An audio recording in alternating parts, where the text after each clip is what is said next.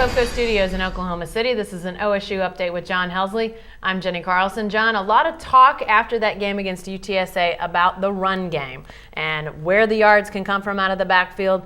There's three guys, but who's the guy? What have we gathered after non-conference play about where they get their yards out of the backfield? Well, we've gathered that really they have a guy for different situations, Jenny. It seems like, in the first game against Florida State, Tyreke Hill was very dynamic. His speed showed up. Against Missouri State, Desmond Rowland was hurt, didn't play in that game. We saw Rennie Childs have the better game that day.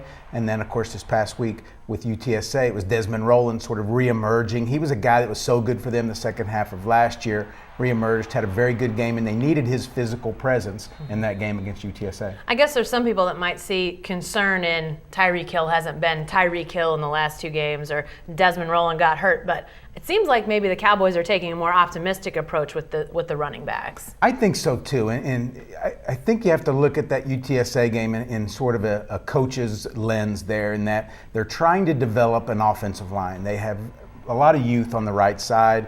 The center, the right guard, right tackle really haven't played much until this year. So they're trying to bring those guys along. And in doing that, they're trying to kind of force that issue.